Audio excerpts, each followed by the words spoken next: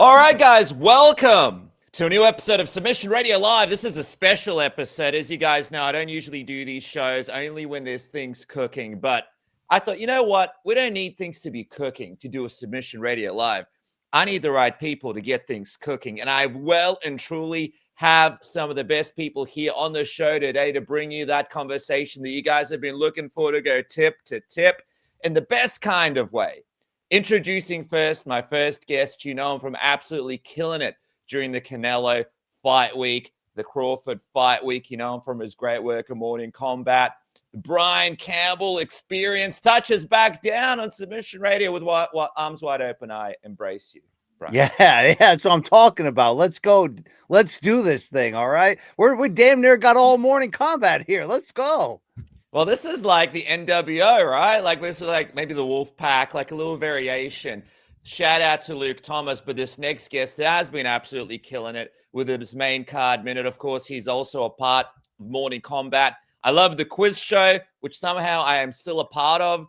I think you're a part of it as well, right, BC? I think this is the quiz episode where you and I go head-to-head in the finals. That's what I think, right? It's an episode where both of us have no idea what the fuck's going on, and somehow one of us wins. But yeah, Long Island Luke, Bong Island Luke, welcome to Submission Radio, my friends. Good to be here. Thanks for having me. I ran out of Geelong shirts. Otherwise, I would have been repping again. But, you know, hey, in the Final Four, Dennis. I know you're excited about that. So disgusting. Anyway, guys, let's get into it because a lot happening. BC, you're coming off a crazy week in boxing, one of the most historic weeks in boxing. And, of course, you absolutely killed it on the ground over there. But, fellas, I got to talk ratings with you for just 1 second. As we saw, the ratings came in, an impressive amount of people watching Crawford Canelo on Netflix.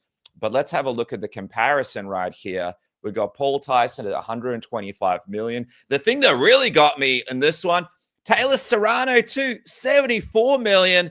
And then Canelo Crawford, 41 million. On the ground, I imagine it would have been a massive event for you, BC. Luke, I'm not sure what it was like where you were, but here in Australia and other places, it seemed like people kind of forgot about the fight in a lot of ways. Break it down for me, BC. Are you surprised at the viewership for this one? It's really hard to put it into a proper context. And I don't mean to dunk on Taylor and Serrano, but saying that their second fight there did 74 million it's a little disingenuous because that was the co-main event to Mike Tyson, Jake Paul. And that alone is such a, you know, like Mayweather McGregor, is such just a perfect storm of weirdness and celebrity that you sort of had to see it. When Taylor and Serrano did their third fight as a main event on Netflix, I think it did around 9 million. The reason why I say ultimately that it's hard to know exactly what these numbers mean is because, look, Netflix means we don't need pay-per-view. On top of that 41 million, you know, half of that was from the US, 20 something million of it was live concurrent, which compares to the 63 million live concurrent that supposedly Mike Tyson and Jake Paul has. And then ultimately the reason why I say it's hard to really compare this to anything is because the pay-per-view era was so different. Yes, Mayweather versus Pacquiao in 2015 did 4.6 million views, which is a record. But that's only in the US and North America. Those back then, they didn't count the worldwide pre-streaming views. And then we all know in the illegal streaming era, it's just downright impossible to really have a functioning clue of how many people are seeing this. But with that all said, if we are going to compare it to Tyson Paul, which, you know, you get a 58-year-old Mike Tyson coming back against a YouTuber, it's just bizarre. You got to tune in. I guess it looks pretty good. Look, here's what I'll tell you. It was a little bit of a weird fight week. We know they had a lot of interesting narrative elements in there, from, you know, UFC Zuffa Boxing Dana White's big debut to Turkey Al Sheikh, Netflix, and everything that's been going on. When the fans rolled in, particularly the Mexican-American fans on Friday for the weigh-in, it finally not only felt big, it felt really big. And even though Saturday was a very, very long telecast, a very, very long day, by the time that main event came around, the ring walks happened, that stadium was filled with 70,000 plus.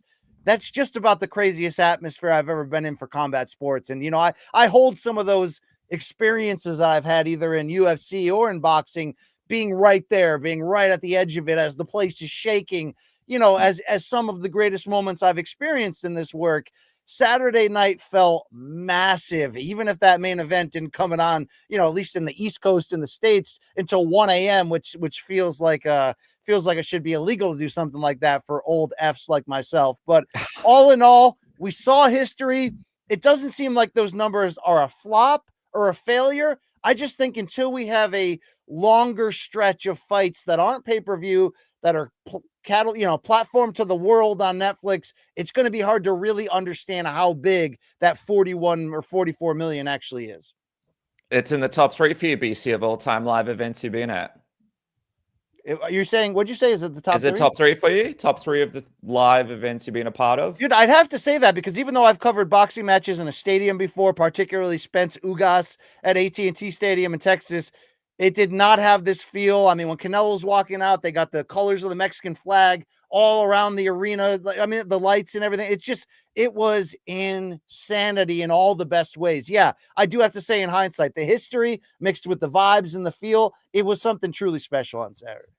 Luke, how big is Terence Crawford, do you think, after this fight? I mean, he's huge. He's got in my opinion, number 1 pound for pound at the moment. But at the same time, like you were asking earlier, how I don't know how this reached you in the States, blah, blah, blah. Like BC and Luke Thomas were on site. So it was obviously very big in my world all week. But I got to say, compared to like Tyson Paul, nobody asked me about this fight. No casuals were like, oh, Canelo's fight. And Canelo's one of those names that, like, for example, I can say to my dad and be like, Canelo's fighting. And he'll be like, I know who Canelo is, So I would think there'd be a little more hype behind it. But I got to say, it was kind of underwhelmed. My girlfriend asked me about it, but I think that's only because it was popping up on the Netflix home screen. Terence Crawford, arguably pound for pound number 1 right now. But does that really mean anything as a draw? Because like Naoya Inoue is number 1 pound for pound, arguably. And, he fights at 7 a.m. our time every time he fights. So have I caught him recently? No. Is anyone going to tune into him? No. So I don't really know where he goes from here, if anywhere. He might retire, dude. But, I mean, his stock goes up. I don't know if his star value goes up, if that makes sense. It's an interesting right, BC, because here we have a guy who's one of the best of this generation. He's achieved something that no one really could replicate again. He's an absolute, everything that he's done is absolutely impressive. But at the same time, here comes this thing with Ilia Topuria. I want to double check with you fellas, and I'll start with you first, BC. And people are going to kill me for this. Who is the biggest star out of the two? We have Ilia Topuria, 11.4 million followers on Instagram. Worldwide celebrity. It seems like in terms of hits, digital views, casuals who aren't a part of, combat sports, they know his name. We have Terence Crawford, one of the most accomplished, impressive fighters that we've ever seen. 2.6 million views. Of course, followers are all bullshit at the end of the day, BC. But in your opinion, is there a discussion there about Ilia Topuria being a bigger star than Terence Crawford? I mean, it probably depends on the market, because obviously what's going for Topuria is that, he, in a sense, he's got sort of 3 countries behind him in terms of where he was born, the origin country, and then now in Spain, where he's relocated and become a star akin, to the soccer stars there, that it's going to be hard in those areas to say this guy isn't a worldwide phenomenon. I think what's going against Topuria is the fact that in this modern era of UFC, they're not, doing everything they can to make these type of stars. It almost feels like they're doing the opposite of that it's more about the brand power. And Terence Crawford, for the majority of his boxing career, was only known by hardcores. And some of that is due to sort of the lack of the type of charisma that we normally associate with like true salesmen and pound for pound stars. And the fact that it took toward the end of his career, him taking these big chances to get the type of matchups that truly make a name. Now, what's going in the favor of Crawford, of course, was that he was in a pretty damn big fight, at least for American boxing, against Errol Spence 2 years ago. And that put him on, literally late night television. Like he made the media rounds where it's like, okay, this might be the next Floyd, if that's how I sort of, if I'm a casual American fan and that's how I look at it. But the Canelo fight does seem like it's different. Not only was it off pay-per-view, not only was it on Netflix, he went through the biggest star by far of the post-Mayweather Pacquiao era in Canelo Alvarez, a literal global worldwide name that I was in that stadium and, a good 80% of those fans in there were for Canelo. I thought it would be 99, by the way, but I'll give Crawford credit. You could hear people chanting in certain sections for him. But to become to be the man from a commercial marketing sense, you got to beat the man. And he just did that. So I do wonder, because mixed martial arts, because the UFC isn't pushing stars these days. And, as big as MMA is, and it's pretty damn big behind what the UFC's done over the last decade in particular, there's still sort of this feeling like, oh no, brother, keep that cage fighting away from me in some circles. Where boxing, we can talk about how dead it is all the time, but when it's a fight like last Saturday, it is front page news again. It does have that classic historical feel. I wonder if right now, pound for pound, person per person, Terence Crawford is more popular at this moment. But let's not forget, in between the Spence and Canelo fights, Crawford only fought once. It was against a name most people didn't know, and it didn't feel like he really capitalized on his marketing potential. That's all to say in my conclusion here. Can we stop talking about these two guys fighting, please? Thank you very much. All right. Well, hold on a sec. But if you're Crawford, though, Luke, for example, if you're Crawford, is it so bad to have the Celia Topuria fight? I saw an Ariel Helwani. He was telling Ariel, well, am I going to make the money that I made fighting Canelo? I don't know what you guys heard about the money that he made fighting Canelo, but 40 to 50 million. 40 to 50 million. Did he not take a pay cut for that fight, though, BC, and for Canelo to make more? Is that not what he said? No, Canelo made between 100 and 150. Crawford reportedly, I was wrong saying 10 million. The word on the street this week was 40 to 50 million. Okay, 40 to 50 million. But is that crazy to say that he would not make a similar bag to that to fight Ilia Topuria? I don't think that would be a crazy statement at all. He would technically probably be the A side there. So, Luke, my question to you is, would it be so bad for Terence Crawford to cash in on a massive bag towards the end of his career at 37 years old in a fight that seemingly could make him a lot of money? This is no Canelo fight for Terence Crawford. Yeah, I'd almost argue, though, as much as he, quote unquote, dominated Canelo, that a Canelo rematch would be a better idea for him to cash out quickly and just make the most money. I don't think you're making as big as the Ilya fight would be to like casuals, to even us hardcore MMA fans. And like, yeah, you better put that shit in a stadium somewhere. I'm talking Spain, but it would be huge. I just still don't think it's as big as just fighting Canelo again would be on Netflix. The rematch, I'm sure it would do better numbers, maybe slightly better. And it's a totally winnable fight. We just saw him basically, for lack of a better term, audit him, So I don't really see why Bud wouldn't just cash in on that. Ilya could arguably lose in his next fight if he fights Arman or something or whoever, So let that one play out a little bit. Give it another year or two. Also, Bud's approaching 40. I feel like as he gets closer to that, he might entertain this a little more. But for now, I think he's smaller than him. Like, this isn't even a matchup. Mayweather McGregor made sense because Floyd was retired and 40. Like, you know what I'm saying? So, like, this is just stupid, and it plays along that same trope as soon as an MMA star gets to the peak of their profession, they want to cash themselves out and be the losing B-side in another sport. Usman did the same thing. I mean, everybody did the same thing when they got to the top. I want to fight Canelo now. Off. Come on. Real quick, though, BC, correct me if I'm wrong. Spence Crawford was at 154, right? No, that was 147. I'm sorry. 147. No, 147. That was the welterweight right, so even less. So why can't they fight at 55 and that not be crazy? You don't think Bud can get back down took there? 2 years to rebuild his body to do it the right way to get to 68. He said he can't make 54 anymore. And I just don't think there is as much money as we think, because Turki Al-Sheikh is in boxing right now.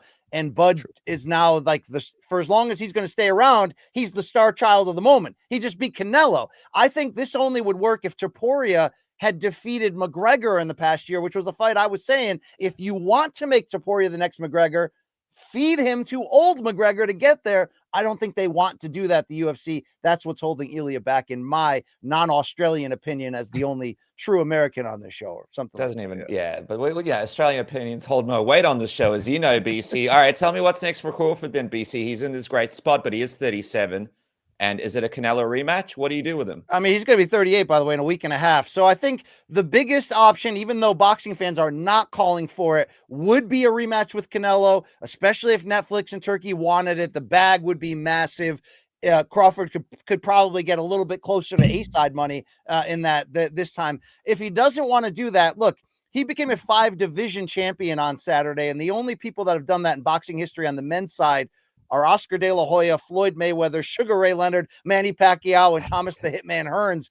The only people that have done more than that are De La Hoya and Pacquiao. If he wants to cut down to middleweight, which he said is a possibility, he could have a chance of becoming a 6th division champion. The problem is there's no names that anyone's heard of at middleweight at the moment. Could he get, there's a couple names you could throw around there, but it's hard to come down from Canelo and try to find something similar. There just isn't that at the moment. It wouldn't be, people are like, what about Boots Ennis? Well, it's like, there's no title at stake. Boots just moved up to 154. So I think unless he's going to move down to middleweight and try to unify titles there, or unless Turkey will overpay him, Turkey loves this guy named Hamza Shiraz, loves him. If you want to overpay Bud to do that at 68, fine. But I think it's probably going to come down to Canelo or retirement. Okay, well, the other feud here that is an interesting one between two worlds is Dana White and Eddie Hearn. You guys would have seen what's happened throughout Fight Week last week. Eddie Hearn sort of putting out the challenge to Dana White, questioning about even the fact, is he really the promoter for this fight? Because this is Turkey's fight and Dana just kind of jumped on towards the end and became the promoter. Now we saw the facts. Dana White revealing that we're going to see 16 to 18 Zuffa boxing events in this coming year. Obviously, we've got some other big events coming up for him, including 12 Power Slap events, Luke. What are you anticipating from Dana White? I'll go to you first, Luke, as a boxing promoter in this coming year. What do you think about him versus Eddie Hearn in terms of boxing promoter versus boxing promoter? All right. Well, first, Zuffa boxing, I feel like because he said it's going to be more of a feeder league, I do think the Canelo Crawford thing was we'll call it an anomaly. I don't think Dana's going to be taking a back seat to the promotion going forward on Zuffa boxing events, at least. TKO boxing, which I'll call the broader, the super fight kind of things, that's a Turkey thing. So I think we're going to see a normal UFC type Dana White, more realistic form of what he's going for in the first actual Zuffa boxing event. As far as the Eddie Hearn beef, man, I'm kind of siding with Eddie Hearn here, dude. I feel like he's coming at Dana yo, you're coming into my world, man. I've been doing this. And especially the fact that Dana is sitting there being like, oh, it's going to be a developmental league. It's not going to be like the Canelo Crawford super fights. How are you going to compete with someone in Eddie Hearn who's been, I don't know the years, guys, but for decades, over a decade at least, running the UK boxing scene? He's got these guys he's built up. He's got all these names. Where are you getting your guys from? I would question Dana. And thing number two is he knows exactly how to run this game. They're two different sports. As much as we like to put them together, they are combat sports, but they are different. There's different ways of going about things. So I just feel I don't know. I'm excited to see this play out, especially because they're friendly with each other and now they're getting a little snippy. But I got to side with Eddie Hearn here. I feel like I'm rooting for Eddie to come out on top in this little boxing feud. By the way, in the comment, $5 bong along the BCO, the show rules. Of course, you guys can become a member, jump in, help out the program. Eddie Hearn, BC, is someone that's a little bit underrated. Not only is he big in the UK, he sells out. He actually sold out. Well, it didn't sell out, but he put on a show in a stadium here in Australia with Cambosis. He's put on countless shows in arenas here across Australia, and he's been able to draw some big numbers and big attendances with fighters that are relatively unknown. He's a guy that's been a part of boxing for a really long time, and in a funny way, kind of like the Dana White of boxing, in the sense that he is a personality that people love to interview. He is almost bigger than a lot of the fighters on his roster. He is kind of the hot interview, as we see on the Errol Hawani show, because he has him basically every week. What is your opinion on this feud between Eddie Hearn and Dana White? And do you think Dana White's kind of overlooking what it takes to be a boxing promoter these days a little bit? I hate to, rain on a second straight parade and be like, look, Crawford versus Topuria is not a feud. It's not happening. And the recent developments, particularly this past fight week, seem to suggest that this is not a feud, although I know they're going back and forth. Look, I love Eddie Hearn too. Of all the used car salesmen and all these promoters are, by the way, they're all lying to us regularly. He's the one that kind of makes you want to buy from him, right? You know what I mean? He's relatable. He's funny, a lot of things like that.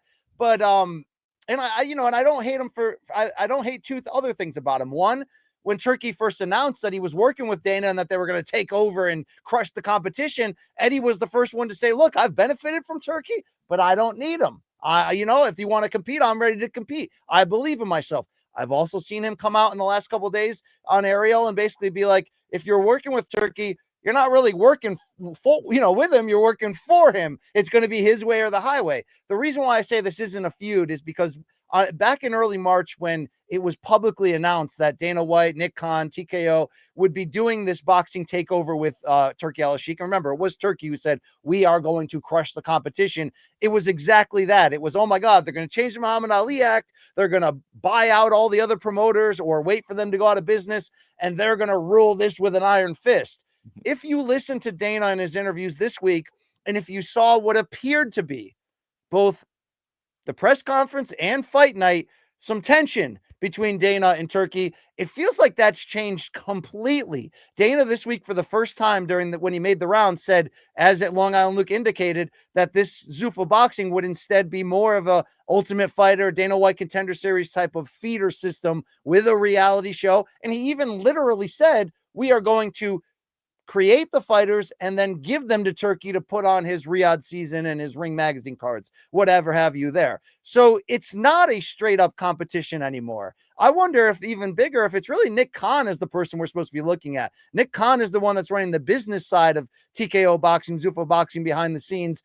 I wonder long-term, could they partner with Turkey and take over the sport? And then we have to see whether people like Eddie Hearn are either going to try to compete themselves or they'll have to buy in as well and be part of the machine. So I think it makes for good fodder ultimately, but I didn't get any feel this week or Saturday night that, and maybe it's just these 2 or 3 super fights like Long Island Luke said, Turkey is in control of those.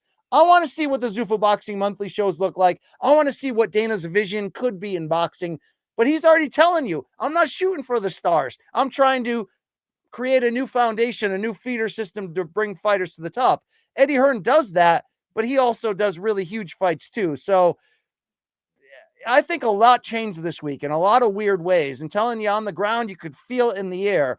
There was sort of, battle of egos, battle of a lot of cooks in the kitchen. I don't know what the fallout's going to look like, but I still see Eddie Hearn cashing big checks, giving his fighters to Turkey super fights. And until Dana's doing the same, or until those roles change, this is just talk.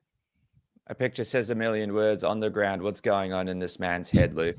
God, how red is he there? Yeah, that looks photoshopped or something. He looks purple or something. You ever go on vacation in Jamaica and then the buffets, they have the hot dogs, but they're like bright red and like they look like it looks like a dog's dong. Yeah. It's ridiculous. Yeah.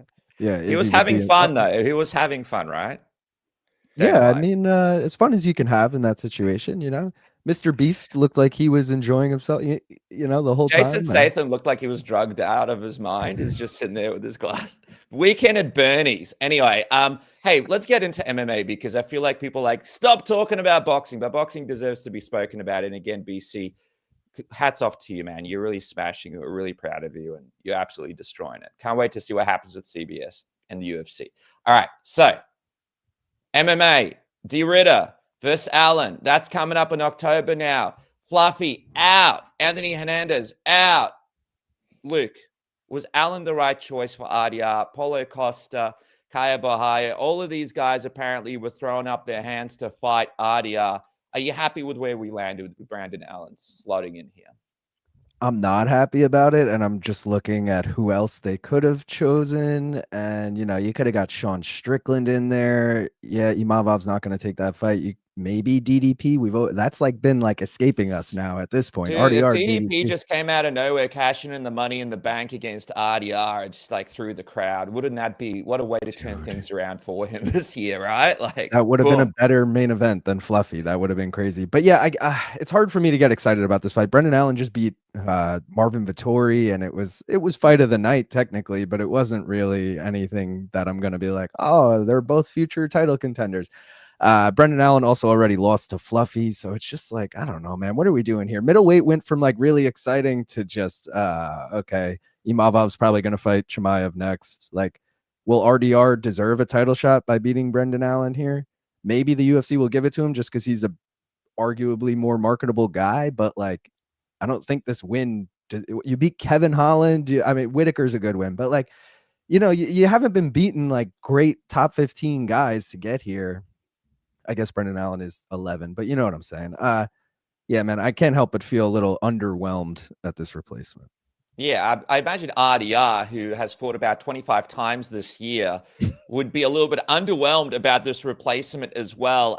Fighting for a fifth time in a year, basically, period. And this is his fourth time this year. BC, if you're RDR right now and you're like, I'm doing this short turnaround to get a title shot, and I'm Krusty the Clown being like, what the hell is that? When you guys send me through the name. How do you think RDR is feeling right now in this moment as he's taken a massive risk and no break? Yeah, like the biggest loser. I mean, the biggest winner of this news is Nasruddin Imavov, and I'm not saying he doesn't deserve it. The biggest loser is RDR for everything Long Island Luke said. It feels like kind of a flat tire letdown. Obviously, the good news is that this fight night card in Vancouver is pretty damn loaded with interesting bouts, so it doesn't kill the card. But look, they had something fun and special here. Middleweight at the very top, at least, is on fire right now. Dana more or less said, look, we're going to have semifinals. Now the winners won't face each other, but as we already know, it was who looks better. Nasruddin Imavov did not get a finish, but when you take in totality how he's been fighting, who he's been beating, it would probably have taken Fluffy or RDR to finish the other one to surpass him. Now you have a clear downgrading opponent. I'm not trying to dunk on Brendan Allen, but it's where we're at. And I think it takes away the luster, the streak that RDR was on. Even if Ranier goes out there and finishes him, submits him in the first round, I'm not even sure that's going to be enough. And it just, the worst part is it makes this fight almost have no value when the exact opposite was coming at us. Not only was DeRitter versus Fluffy under any circumstance a very interesting matchup, I think a lot of people felt that the winner of that fight might even have a better chance than Imavov against Khamzat Chimaev, and that was the big sex factor involved. If RDR gets an early finish, I don't feel like you can do that to Imavov because of the quality of guys he's beaten. I didn't even think Caio Borralho should have been in there against him, considering how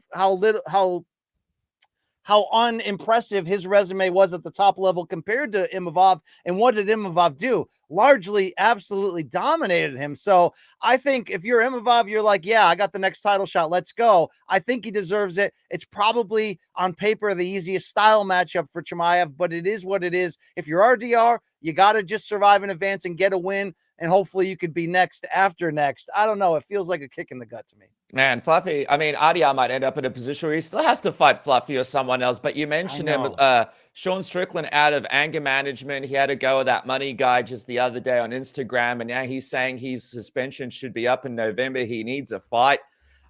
Vegas, December. Luke, we've got Izzy, we've got Costa, we've got all sorts of names in there. Robert Whittaker is someone that's been in the division with Sean Strickland for a while, but he wants to fight in February in Sydney. I think that might be a pay-per-view, and I don't know if Sean's going to be allowed back in the country once again. But regardless, let's put that all aside. Who do you think should be next to Sean Strickland? I feel like he's one of the bigger names still in the division.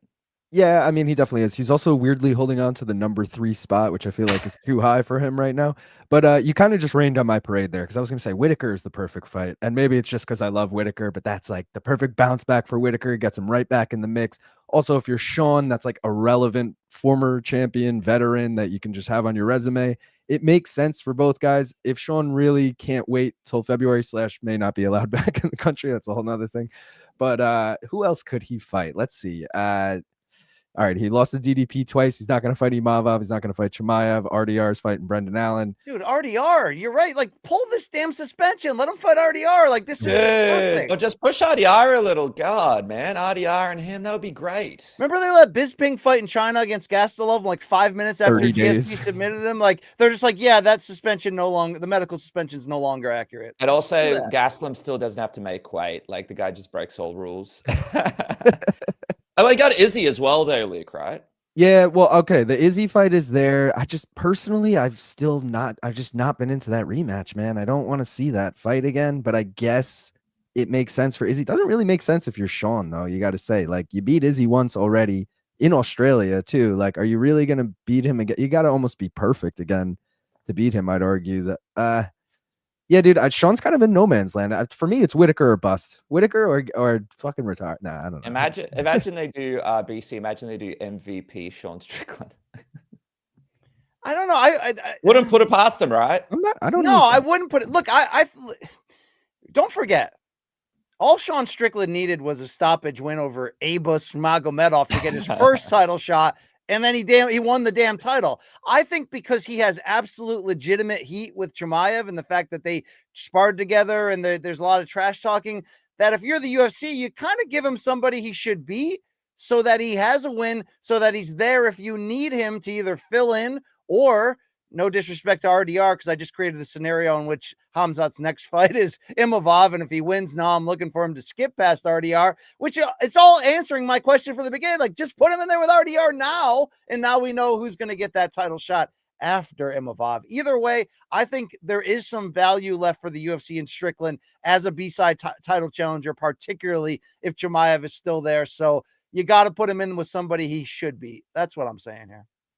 Dude, it'll be crazy. We were saying Imavov is in a good spot for a title shot. Imagine Strickland just wins something in December, like you said, BC, and just slots right in there against Khamzat. Wouldn't that just be a hilarious... When you're an aging B-side former champion who can talk, you're kind of in the perfect scenario to fall into a title shot at any time.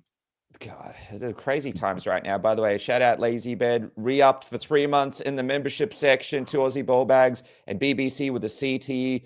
Bing Rips, thank you, my friend. I appreciate you.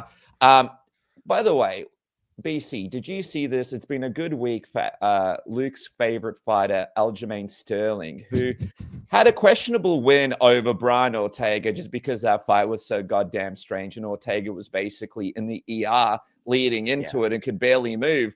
But now with Diego Lopez picking up this win over Jan Silva, there's this potential of an Aljo versus Silva fight. So I want to go to you first, Luke. What do you make of the fact that your man Aljo is now in a decent spot to potentially maybe fight Lopez and maybe claw his way into the title picture once again?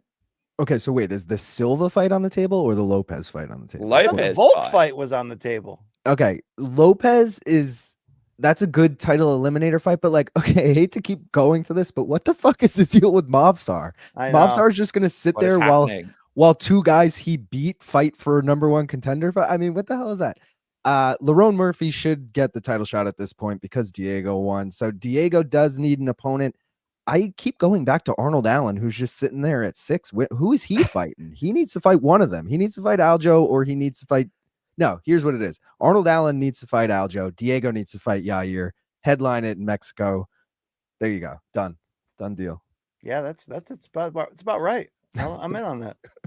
Book it in. I mean, obviously, fighting nerds, right? What a run they had. And then, unfortunately, this back-to-back between Rufi and Caio and now Jan Silva. BC, I know that people are sort of hanging a lot of crap on the fighting nerds because they were sort of at the top of the world when it came to MMA. But this is normal, right? When you go into the elite levels of MMA, this happens. Not everybody is a CKB or a Prime, AKA, or a Jackson Wink.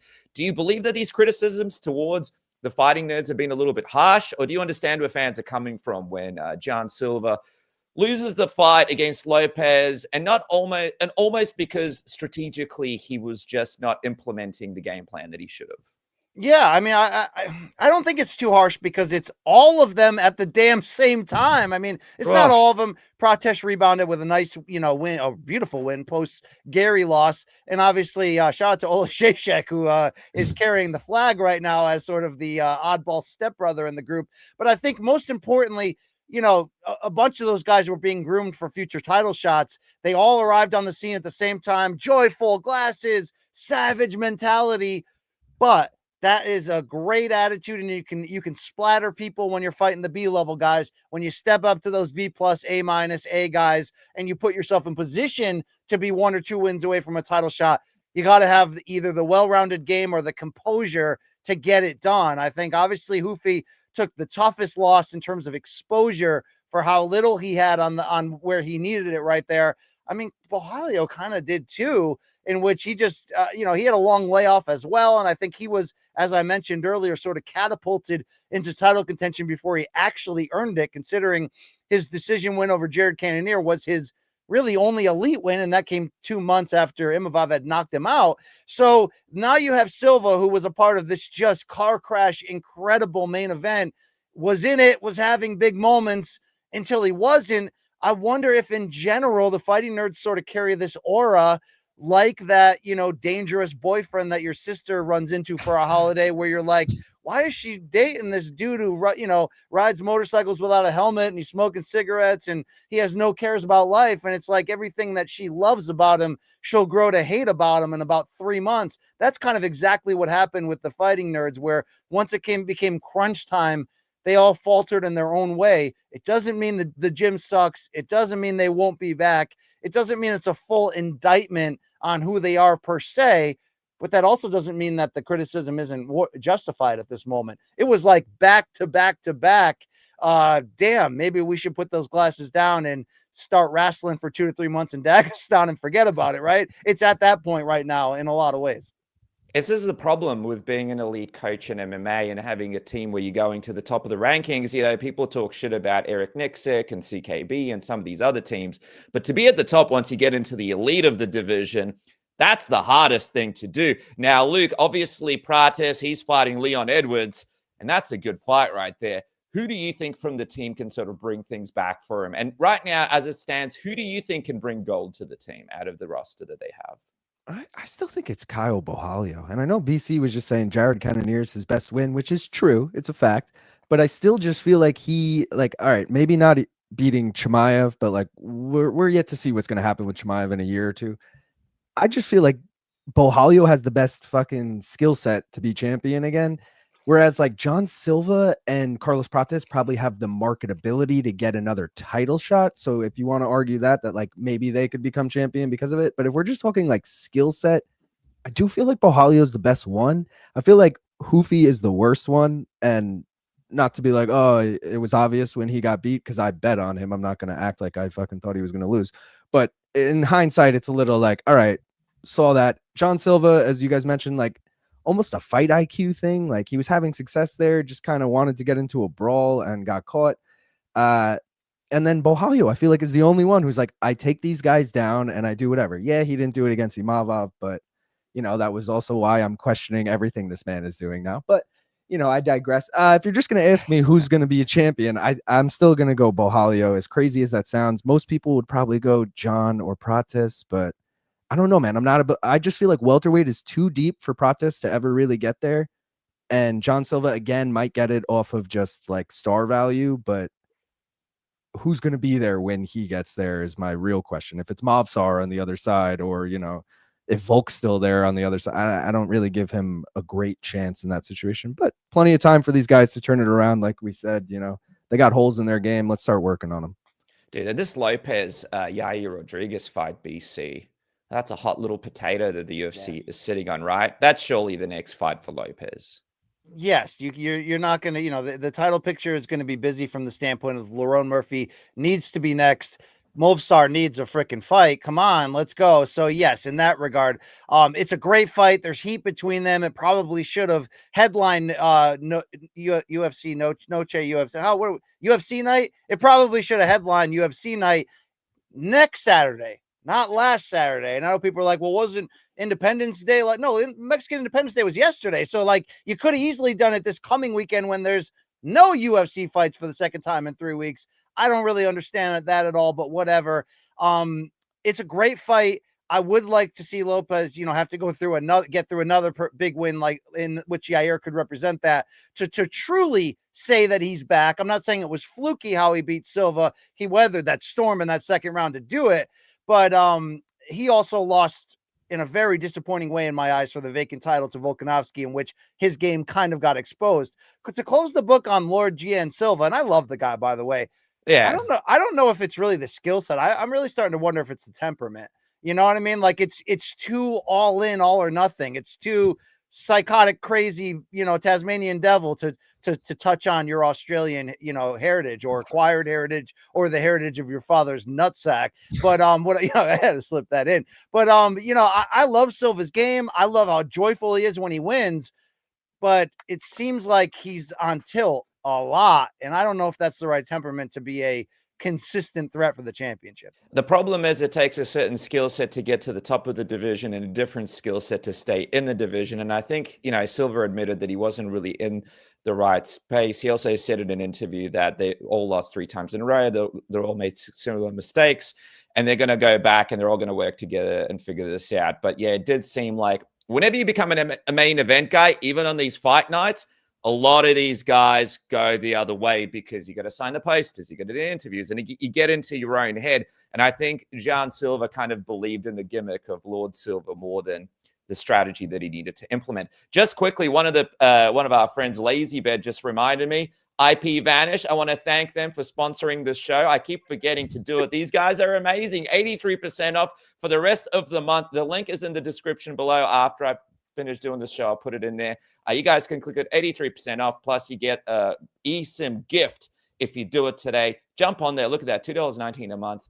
eSIM gift. IP Vanish, supporting the program, helping me keep it going. Please support it. And a big thanks to Lazy Bed for reminding me about that too. I'm going to have to hook him up now with something.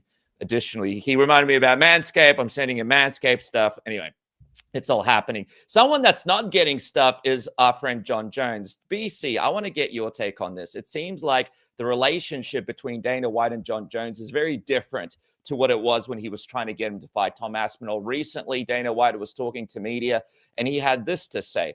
When people asked him about Jon Jones wanting to fight on the card, Dana White said, no, I appreciate it. I appreciate him reaching out and doing that. But I need people. I need people I can count on for this fight. And I know who they are, and I know who they are not. It's a different relationship and a different take.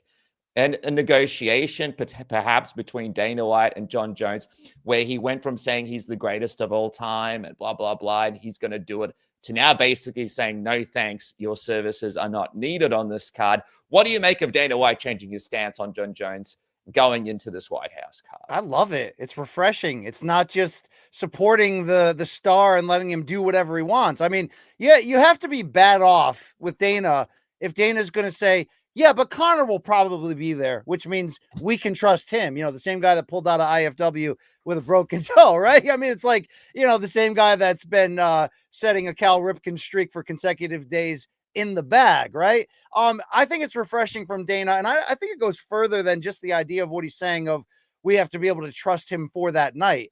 I mean, he fucked them over real bad, right? He fucked over the heavyweight division, Aspinall's career arc, in some ways their reputation, not just because Dana shamelessly was doing the whole Jon Jones is the pound for pound best, as if they needed to kiss his ass that much to get him to agree to the fight. But then you add on top of there that they waited for him after the injury following the Gane fight for over a year, then still gave him Stipe, made a mockery of the division, like I mentioned, forcing Aspinall to sit out. And then on top of that, like Dana going to bat all the time with, you know, he's the greatest ever and all this stuff. They are setting the long road to this big super fight and making Aspinall Jones even bigger than it probably really was. And then you find out the behind the scenes stuff that Jones basically named his price. They called up Uncle Turkey. They got the price, literally generational money, the kind that people do not make in the UFC.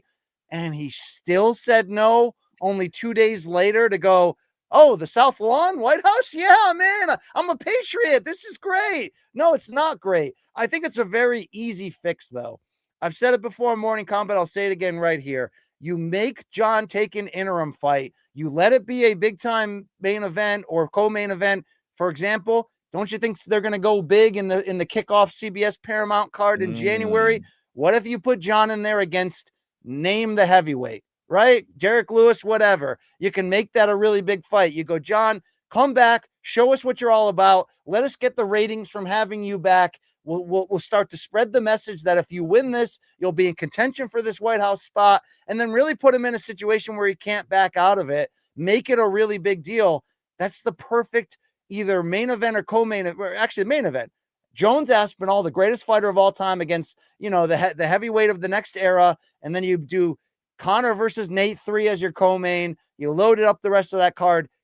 It's massive. It sells itself. It touches on the history of UFC just as much as it would touch on those who are there today. Obviously, you'd have to put more current names on there. It can't just all be old guys, but I think you get my point. There's a way to salvage this. Hopefully, Dana is playing the long game in that rather than do what he did, which is like, oh, Jon, you sat out 3 years, and then the second Ngannou wouldn't come back, we called you and you came back, then we kissed your ass and sucked you off, and then you blew us off like that. No, that should be unforgivable, if not for the fact that there's nobody else at heavyweight that moves the needle or would make sense, provided Aspinall gets by Gane. That'd be a hellaciously bad situation for the narrative. If Gon beats him and Jon Jones gets to go, I was right all along, right? But I don't think it could be Poatan because he's got that Ankalaev fight coming up. But make Jon fight in between. Use him so that you can still give him what he wants, but not for 30 million. You've lost that check, right? Yesterday's price is not today's price or whatever. You played yourself, Jon. There it is. Thank you. I love that, BC. Luke, BC spoke about Alex Pereira, but if he does beat Ankalaev, or maybe if he loses, do you think there's legs for Jon to potentially fight Pereira for this, warm-up fight to prove to the UFC that he's gonna follow orders now? As much as I think the warm-up fight is a great idea, I just don't think Jon is ever going to go for it. I don't think Jon is fighting if there's not a belt on the line. Wasn't that his whole thing? A belt? Yeah, wasn't that his whole thing with this Stipe and the Gon fight? He's like, I need a belt. The belt in the trash, Riddick Bowe style. F him. He doesn't deserve the belt. I'm not saying he's right. I'm just saying this is what he would come back with. So he's not going to take a tune-up fight.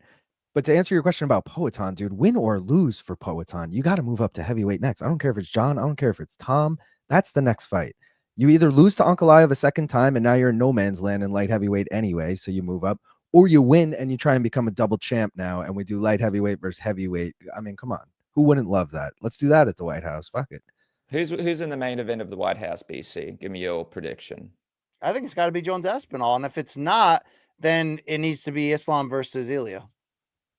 Yeah, wow. Islam Ilya. I know there's Did you need an American or something, or not? It's because it's so big. Connor Nate 3 or no? I mean, look, no, I don't think you make that the main event because they are old and washed. The Jones thing would fill the American hole. Also, you'd be kind of reliving 1776 all over again. I can give you some American history there if they didn't give it to you in your textbooks down under. But wait, were you raised in Australia, Dennis? I grew up here for a part of my life, yeah. Okay. But I think you're going to have Kayla Amanda on there as well on the main card. I think it's going to be absolutely loaded. Sean Strickland, if he can get a win, I'm sure. Put Colby Covington, have him wrestle a flag or something. I don't know. But yeah, I think Jon Jones is, look, say what we will about him and he deserves everything we say about him. He's still the greatest fighter of all time. He still danced in front of Trump, even though it was cringy as shit. Like, it would kind of make sense to do that. It would. God. All right, just quick one for you, Luke. One of the fans, Giles C, asking, who is next for Alex Hernandez? Only 32, 4-fight win streak. Really rounded game. What are we thinking? So he's not ranked right now. Does he deserve a ranked opponent? I guess, yeah. 2 finishes in a row, 4-fight win streak. Sure, but if I'm looking at this, even 10 to 15, dude. All right, let's just name these names. Rafael Fiziev, who's fighting Charles in 3 weeks, whatever. Renato Moicano, Michael Chandler, BSD, Grant Dawson, or Mauricio Hufi. So it's like, yeah, I don't really favor Alexander Hernandez in any of these fights. I'm not going to lie. He called out Michael Chandler. It's not a bad call out just because Michael Chandler still has name value. So it makes sense from Alexander Hernandez. It'll get him in the rankings. But if you're Michael Chandler, I feel like you could still pull like an aging vet that we all want to see you fight. So I don't think Michael Chandler's going for that. Maybe like a Moicano, dude. I don't know. Striker versus grappler, but I don't know. There's nothing really that's too intriguing until he gets in the rankings and I see how he looks, I feel like it's going to be like Chandler Covington, maybe at the White House, something like that. That's like a Chandler type fight. Just quickly, BC, as we wrap up, my question to you, we've got some big fights happening. Do we? I don't know. What are we looking forward to? What's the next big fight you're looking for? I'm going to be in Perth. I've been hitting up Luke for content ideas. It's going to be rough in terms of views, but I'm there. I'm flying the flag. It's going to be Allberg versus Reyes in a pivotal fight for the division. But of course, probably one of the worst cards they've put on in Australian UFC history. From your perspective, is there a fight that's coming up around the corner for yourself? Obviously, we got Poatan trying to fight Ankalaev again. We've got Merab. He's coming back. We've also down the track got Aspinall. He's fighting Gon. They're big fights, but they're not, they're not like blockbuster ones. Speaking of combat sports, I've been disappointed with both boxing and MMA for most of this summer. And then the dead spots we have, coming up. I mean, there's some moments in October, but there's not much moments leading up to that. Of course, I want to see if Poatan fully healthy can get it back against Ankalaev. It's going to be a really difficult matchup for him all over again. But I'm more focused on, even though the boxing schedule is dead as the Sahara for the rest of the year, it seems. And no, Jake versus Tank doesn't really move me. That November turkey card that he's putting out there with Devin Haney taking on Brian Norman Jr. for the welterweight title, that is sort of the hardcore boxing fan fight that I'm super into. You're going to get David Benavidez and Artur Beterbiev on that card, not against each other, but imagine if those two fought at the next turkey card after there. As Max Kellerman said the other day, that could be one of the greatest bloodbath all action fights we've ever seen. So yeah, I am mostly interested, I would say, from an MMA standpoint, partially because I'm employed by this great company, to see what the kickoff UFC card is in the CBS Paramount era. Because I got this quick theory. I'm wondering, because I'm trying to be positive now, right? I'm part of the family now, right? I'm wondering if the watered down matchmaking of the last year had more to do with the inevitability of that class action lawsuit payout, and they knew it. And now that that's behind us, you got a new deal, no more pay-per-view, the connection with CBS in American TV. Maybe they're going to go big in 26, pushing stars all over again, making big ass fights. I want to see how they kick it off. Because remember that Fox deal in the US in 2011 started with JDS Kane off pay-per-view for the damn heavyweight title. They did do big stuff for the first two ESPN cards as well. So let's go big or go home. Either way, I'll be there with my Paramount clothes on, and I'll be happy and saying everything's all right. But I hope it really is. Thank you. Well, I hope they do go big and go home. Final thing for me, WrestleMania going to Saudi. Guys, how crazy is this bullshit? TKO taking WrestleMania to Saudi next year in the most morbid press conference that we've ever seen from Triple H, where it looked like The Undertaker was held hostage and Liam Neeson was on his way to save him. It was one of the worst things that I've seen. Of course, we saw it was like hundreds of millions of dollars the TKO is making for this. I want to finish out on this. I'll go to you first, Luke. How much do you think this hurts people, the fans' connection with TKO's version of WWE? Is there some things that you could just take too far? WrestleMania is supposed to be the one event of the year that everybody can enjoy. It's supposed to be the biggest thing that draws casual fans back into the sport. And now it's going to be in Saudi. This is insane. All right. Well, you guys are way bigger wrestling guys than me, so just bear with me through this. Is it the type of casual drawing where people are going to attend it, or just the type of casual drawing where I'm going to tune into it? You're going to tune into it, right, BC? Like wherever you are in the world, you tune into WrestleMania. But WrestleMania is like an event. It's a whole week. The entire wrestling community shows up for WrestleMania, all the competitor companies too, and it's like this extravaganza for the genre and the art. So is this like you stop what you're doing? Whatever you're doing, you drop it. You put this is the equivalent of doing like IFW in Saudi Arabia or something like that. It's like the Super Bowl. It's the Super Bowl. Yes, a Super Bowl. NFL's like, we're going to do the Super Bowl in Saudi this year. Which is probably coming. They've been doing a lot of events there too, right? Just like the UFC has been doing a lot of events there. Like there's no storyline that leads into it. They'll bring in an aging wrestler. I think they're working towards making Triple H come back or something as we speak. The Rock. They had some of the worst matches of all time. They had this Undertaker match with Goldberg where like both guys almost died. Dude, it's only because Turkey and MBS, the Crown Prince, grew up watching wrestling together, so they want to pay extra for all their old heroes to come back, and it's like I mean, dude, I don't know. What does it mean for the future of everything? It feels like everything's going this way. I hate to say it, but we're all kind of just.